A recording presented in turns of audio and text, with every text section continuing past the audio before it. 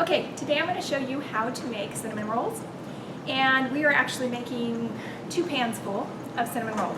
First thing you're going to do, and I'm going to show you in 2-day parts. Okay, so in day 1, you're going to take 2 cups of flour and put that in your mixing bowl. And then you're going to put 1 tablespoon of yeast. It says 1 package in your directions, but that is 1 package is equal to that. So you're going to put that together in the mixing bowl, and then it tells you next to mix. I melted the butter. You'll notice that it is melted, so it's 1/3 cup, which is like 5 1/3 tablespoons. I'll already have that cut for you, so just go ahead and melt that in the microwave. Then you can add 1 cup of milk to that, and you can add your sugar to that, and you can add a little bit of, you can actually add your salt, a teaspoon of salt as well. We're going to go ahead and mix this up, and we need it to activate the yeast. Remember, yeast needs a couple things. It needs sugar, needs to be fed, and it also needs warmth. So this is way too cold, so I'm going to go ahead and put this in the microwave for about 20 seconds. I'm going to test it on my wrist. If it's not ready, then I'm going to put it back in for another 10 seconds and another 10 seconds until I get it just to about 110 degrees. Okay, I've heated this up, and it actually took a little longer than I thought. It took about 1 minute and 20 seconds. So depending on how hot you have your butter when you first start, that might make it a little less time. But again, you want to take your mixture, you want to drop it on the inside of your wrist, and it needs to be where you feel just a little warmth. It should be about 110 degrees, and your body's 98.6. So just a little bit warmer than your body's temperature.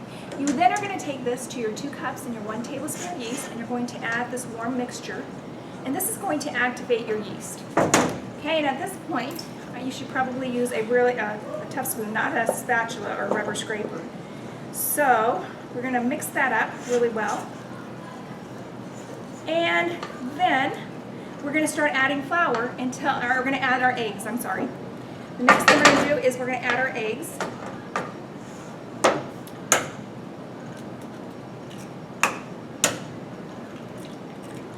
And we are going to use the mixer on this, and we're going to beat for about a half a minute to get those well dispersed, and then after about a half a minute we're going to turn it on high for 3 minutes. So once they get in there so they're not splashing all over the place, then we can go ahead and put this on a higher speed, and we're going to let this go. Look at your clock time, because guys, you're not good estimators of time. So look at, for me, I'm going to look at the clock, and I know exactly when 3 minutes is up, and I'll be back when that's up. As I mix this for 3 minutes, 3 minutes is up. So I'm going to go ahead and take this batter out. And we're no longer going to use the mixer. So at this point, I'm going to take this alongside here, and hopefully you can see in the mirror what we're doing here. Is I'm going to be adding enough flour. Now the recipe calls for 4 to 4.5 cups. Now I already added 2, so you guys need to do the math in your head. So if I've already added 2 and it says 4 to 4.5, then that means that you need to add 2 more cups, and that half cup you may or may not need that. So we're going to go ahead and stir in another cup. So guys, remember, 2 cups. I'm not going to be here to show you that. And I'm going to add in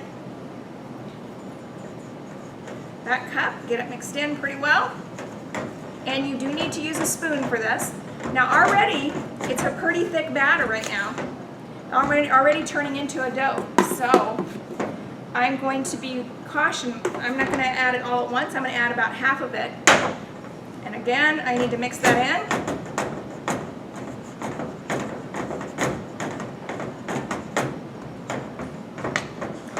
in. And so that's really only 3.5 cups. And it's already looking to where I'm about ready to knead the dough. So I'm going to mix in a little bit more. So actually, just so you know how much I've used about 3 3/4 cup. And at this point, I'm going to start kneading it rather than keep mixing like that. So again, dust your countertop.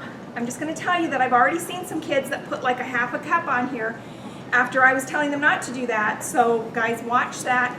You just need a thin layer. And then the consistency of your dough will determine how much more you add. If it's really sticky, you're going to add a lot more. If it's not very sticky, then you don't need to add as much.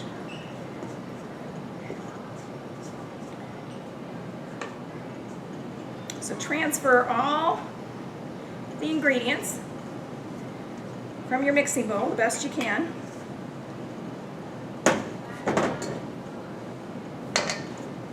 Okay, you might want to put a little flour on your hands, and at this point, hey, you might want to film down here now. Oh, that's right. You're going to go ahead and start kneading.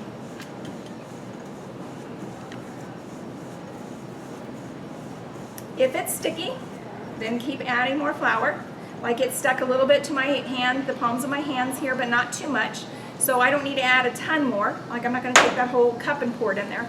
I'm just going to be very cautious about how much I add. And remember, a sticky dough is a happy dough. And also you can mop up. If you have flour on your counter, use that. Kind of mop up what you have out on the counter already. And so you're going to look at the clock. I need everybody to be looking at the clock because like I said, you guys aren't very good about figuring time. So look at the clock. And then from there you need to go 5 to 7 minutes. If it's sticky, add more. If it's not, so I didn't even use 4 cups. Now the recipe says 4 to 4.5. So here, again, I just want to caution you, you guys are really the judges of how much flour you're going to use. And so you really need to be paying attention, not just dropping in 4.5 cups. Because I can tell you, if you do that, it's going to be too much. Just from what I'm doing right now, that is going to be way too much. So I'm going to knead for 3 minutes, and I'll get right back with you. Good. Okay. All right, so we've been kneading the dough now for 5 minutes, and it's looking and feeling really good. So it's nice and soft, and notice that I kind of tuck in. Before I put it in the bag, I kind of tuck the sides, all the insides into the middle like this. And now I can take it, and this is going to be the end of day 1. Day 1, you are going to take your bag, open it up very wide, and again, a film. We just need a slight film, not dripping, but we do need to make sure that we get stuff in the corners of the bag. We're going to label it with your period and kitchen number. You're going to put it in the bag, and close it up, and then you're going to stick it in the refrigerator on the shelf that's labeled with your period number. Make sure you get all the air out of it. So I have all the air out of it, and when you put it on the tray, don't tuck it like this. If you sat it on the tray like this, you are keeping it because it can't grow because this is stuck underneath.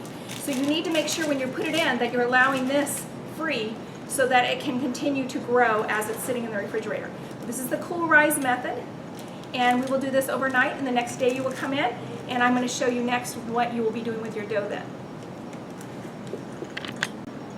Okay, so this is day 2 of cinnamon rolls, and so I'm going to show you first of all how to prepare the pans, and then I'm going to show you how to roll out the dough and also how to make the glaze. So first of all, shiny side down because sometimes they say that the shiny side reflects the heat, so we're going to do this. Now, the problem with this, you think it's a very simple thing, but students are constantly tearing the foil.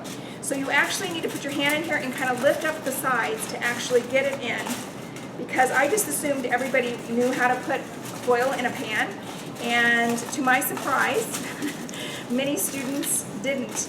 And a lot of students, when they put it in, it would look like, I'll show you an example of what not to do.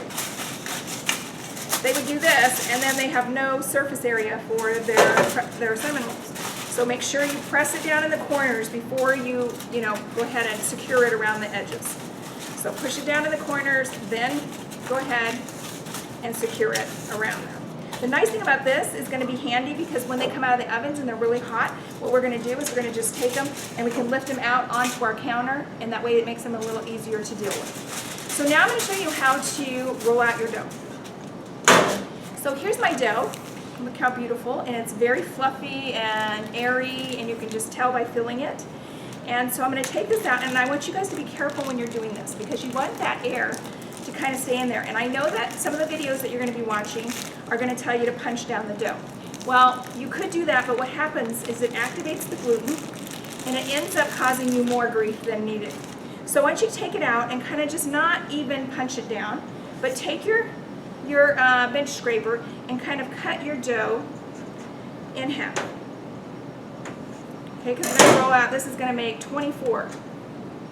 And then you can put this over, kind of maybe cover it with some plastic wrap, and then kind of get it started in kind of somewhat of an oval shape. Because what we want is a rectangle. So think of your door, the classroom door or something, that's the size that we're gonna want. Now, if it does stick to the counter or whatever, you could put a little bit of flour down. We probably don't need a ton, just a tiny little sprinkling, guys. You know, do not overdo it. And I can roll my thing in this, and now I start this way, because I kind of had it in an oval. So now I'm gonna start from the center, and notice I'm not pressing really hard, I'm going from the center and out, center and out like this. And basically I want to end up with that rectangular shape. So I kind of want to make sure. And it should be kind of like an 11 by 13 sheet of paper. Now, if you need more weight as you get to this part, you can go ahead and put some pressure on it then. So you can put your hands here, and then you can roll out to the outside edges, and that will help you to roll more easily. Now, if you end up and you forget and you mess with the dough and you develop, you know, the gluten, you're kneading it, and then you go to roll out and it keeps stretching back in and it keeps stretching back in, you basically activated that gluten. And so what you're going to basically have to do is just kind of cover it with a towel and let it rest for a little bit. And that gives the gluten time to relax and makes it able for you to complete the next step. Now, notice I want a square. So if you have to, you're the boss. So being the boss, you don't let the dough boss you around, you boss the dough around. You basically tell it where to go. So I want corners for this process. Now we're going to go ahead and take our butter. We're going to melt that in the microwave for probably 30 seconds.